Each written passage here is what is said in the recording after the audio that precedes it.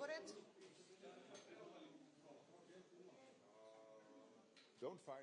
Колеги, дали е све во ред?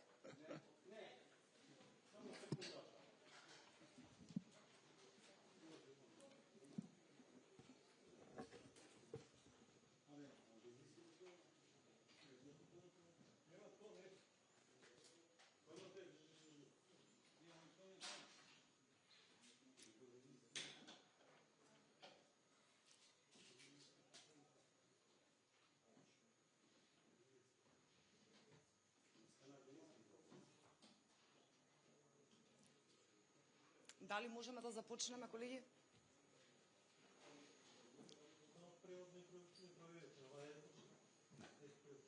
Добро, почитувани представници на медиумите, добре дојдовте на заедничката пресконференција на председателката Гордана Силјановска-Давкова и генералниот секретар на НАТО Марк Руте. Повелете, председателке. Почитувани представници на медиумите, дозволете ми уште еднаш да му посакам пред вас добре дојде на генералниот секретар на НАТО, господинот Марк Руте. Се соочуваме со глобална неизвестност, со геополитички тензии, со војна на европско тло, со сајбер закани, со хибридни, со закани од ширење на дезинформации и затоа мислам дека посетата на генералниот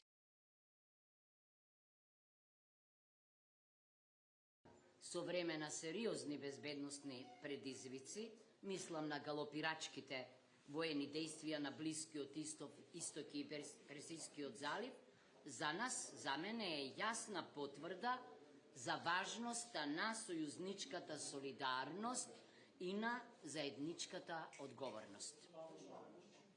Има некои проблеми? Јас веќе го информирав господинот Руте дека од тие причини викендов го свикав Советот за безбедност и вие бевте тука.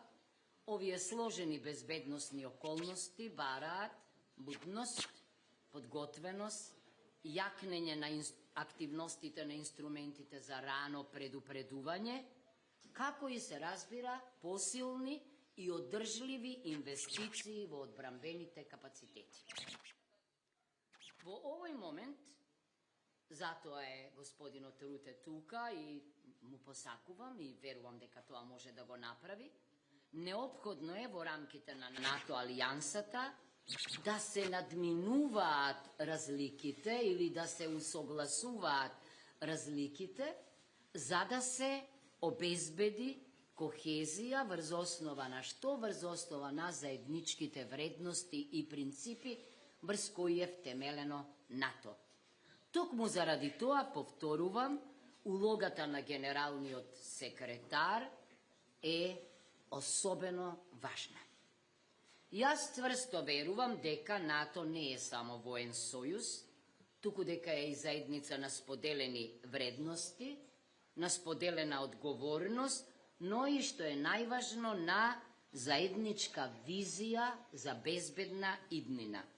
И ние продолжуваме да бидеме одговорна членка на НАТО сојузот. Сакам да подсетам на неколку или да нотирам неколку работи. Како кредибилен сојузник, ние го спроведуваме планот за инвестиции во одбраната, вклучително и заклучокот од самитот во Хаг за издвојување одреден процент од бруто општествениот производ за одбрана до 2035 година. Исто така ги исполнуваме и целите за способностите. Потенцирам, не се во прашање проценти, 2%, 5% и бројки, туку инвестиција во заедничката одбрана и безбедност. Ние го исполнивме условот од самитот во Велс од 2% од бруто општествениот производ за одбрана. Денеска тука беше и тука е министерот за одбрана. И да, од нив над 30% се наменети за опрема и модернизација и модернизацијата продолжува.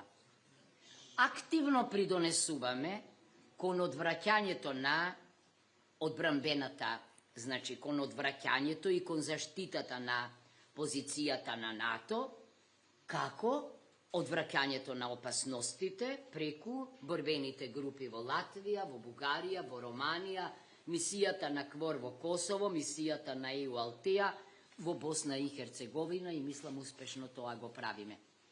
Значи, со тоа јасно демонстрираме дека безбедноста е заедничка одговорност. Во однос на Украина ќе продолжиме со поддршката, со верба за можен договор за праведен и траен мир. Почитувани, на крајот сакам да потенцирам.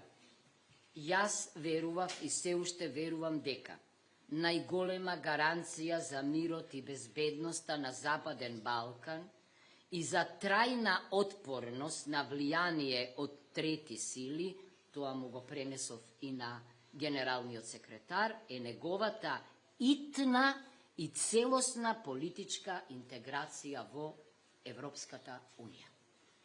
Очекувам на предстојниот самит на НАТО во 2026 година во Анкара, годинава значи, особено внимание да биде посветено на безбедносната состојба на Западен Балкан со оглед на актуелните настани и предвизици. Укажувам дека мора да ставиме крај на вештачките причини и на причините од историски и идентитетски карактер за оневозможување на регионалното членство во ЕУ и да се концентрираме на копенхашките критериуми.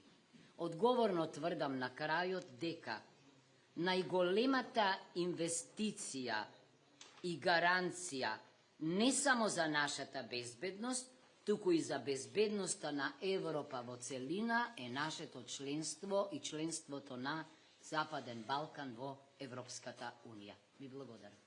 Ви благодарам, председателке. Сега го поканувам да се обрати генералниот секретар на НАТО. Повелете.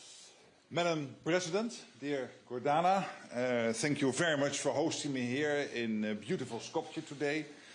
North Macedonia is a staunch and valued NATO ally, contributing in so many ways to our shared security. Your troops serve alongside those from many other allies as part of our forward land forces in Bulgaria and Latvia, keeping our eastern flank secure with credible deterrence and defense. I have the honor of meeting some of your service members at the Ilinden barracks later today. I welcome that North Macedonia devoted more than 2% of its GDP to defense spending in 2025. This is vital progress as allies, including North Macedonia, prepare their credible path to reach 5% of defense spending by 2035, as you already mentioned. This is no time to be complacent. All allies have to do more.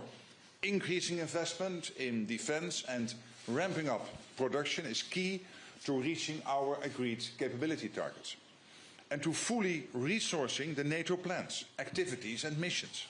The result is more security, more economic growth and more jobs. I also commend North Macedonia's steadfast support for Ukraine, including your valuable contributions to our command in Germany that provides security assistance and training for Ukraine, and to our Pearl initiative delivering vital military aid. We must keep up the momentum so that Ukraine can defend itself against Russian terror from the skies, hold the front lines, help to sustain peace when the fighting stops, and deter any future aggression from Russia. From our eastern flank to your own neighborhood, it is clear that we need to work together to support our shared security. And here North Macedonia plays a crucial role in safeguarding stability across the Western Balkans, a region of indeed strategic importance to our alliance. Our commitment to the region's stability is steadfast, and we will not allow a security vacuum to emerge. North Macedonia has long supported our KFOR peacekeeping mission in Kosovo, and for that I thank you. KFOR continues to play a fundamental role in support of lasting security for the benefit of all people living in Kosovo. We will continue to ensure that KFOR remains robust and fit for purpose. NATO is committed to defending every inch of Allied territory, wherever the challenge may come from. We are just 4 months from our next NATO summit in Ankara this July. Preparations are well underway. In Ankara, we must be able to demonstrate that allies are making tangible progress to increase investment in defense, ramp up defense production, and continue our support for Ukraine. I know we can count on North Macedonia to play its part. Madam President, dear Gordana, thank you once again for hosting me today and for North Macedonia's continued contribution to Euro-Atlantic security. Again, thank you so much. Thank you for coming. Yes. Thank you. Ви благодарам, а сега преминуваме на новинарските прашања. Тамара Грнчаровска, телевизија Телма, повелете. Секретар Руте и до председателката Силјановска. Господине Руте, каква е позицијата, ставот на НАТО по последните случувања на Блискиот Исток, односно откако членка на НАТО го нападна Иран, а Иран возрти со напади на бази на членки на НАТО и каков може да биде одговорот на НАТО доколку состојбата ескалира. А за председателката прашање, председателка во неделата и го споменавте Советот за безбедност, беше заклучено дека не постои стабилна е безбедносната состојба, дали по оваа средба може тоа да го потврдите дека обстојува и дали Македонија, доколку НАТО во иднина интервенира било како на Блискиот Исток, би го поддржала тоа? Благодарам. Well, maybe if I could start with answering that question, of course, NATO is not itself involved, but let's be absolutely clear-eyed to what's happening here. Iran is close to getting its hand on a nuclear capability and on a ballistic missile capability, which is posing a threat not only to the region, the Middle East, including posing an existential threat to Israel, it is also posing a huge threat to us here in Europe. We also know that Iran, as an exporter of chaos, has been responsible over decades now for terrorist attacks, assassination attempts. I can tell you from my own experience in my own country, where members of the Iranian diaspora have been under threat from the Iranian regime. And I'm talking about the regime here, not about the Iranian people. The problem is with the regime. Again, NATO is not involved. I can assure you that NATO will defend every inch of NATO territory. Our military commanders, our men and women in uniform are day in, day out working on that using the 360-degree approach, including any threat coming from terrorism, fighting terrorism also being a core task of NATO. But degrading Iran's nuclear capability, degrading Iran's missile capability, the fact that Khamenei is now gone, who is responsible for only this year thousands, potentially 10,000 of people dying because of the Iranian regime when people were starting to protest against the regime in January. We have seen all that. So I think we are all better off with him gone and with the nuclear and ballistic capability being beaten and degraded as it is as we speak. Да.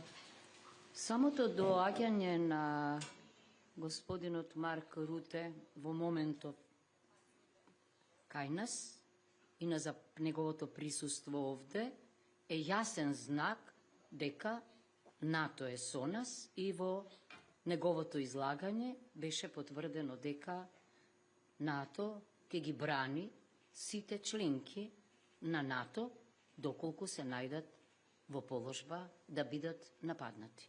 Тоа е првото. Второто, јас не би можела да ви одговорам што ќе се случи ако НАТО интервенира во регионот, каде што сега се водат војните, бидејќи знаеме дека НАТО го ја штити територијата на своите членки, значи било каков разговор за активности на НАТО не може да се води само со изјава на еден представник на земја на НАТО, туку во рамките на НАТО сојузот заедно и веројатно сите чекори на НАТО врзани за активностите ќе бидат утврдени по заедничка расправа за нив.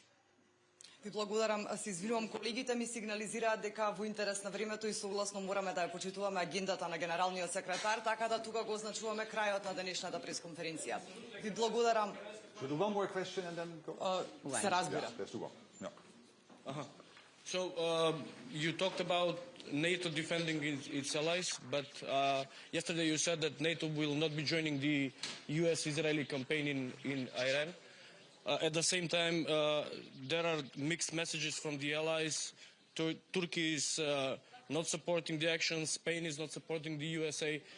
President Donald Trump asked of NATO to join the operation. You refused. Is there unity among the alliance? Did not ask for NATO to join, so that's not true. This is clearly a campaign which is led by the US and Israel. And what we are seeing is that many allies are providing key enabling support. That's not being part of the campaign, but when it comes to access, logistics, for example, the Spanish Patriot system in Turkey, defending already for 10 years, key US interests are based there in Turkey through that Patriot system. These are all examples of how, as NATO collectively, but first of all, of course, the individual allies, where they have the optionality and the possibility to make bases available, etc., they are doing that. And I feel widespread support in Europe. I was on the phone with many leaders over the weekend and also early this week, and I clearly sensed that taking out nuclear capability, taking out the ballistic missile capability, and also Khamenei gun, this is applauded by many of my colleagues in NATO. Thank you so much. Благодарам за присуството. Handshake. We can never have enough handshakes. See you again. Great. See you again. Thank you so much. No, thank you.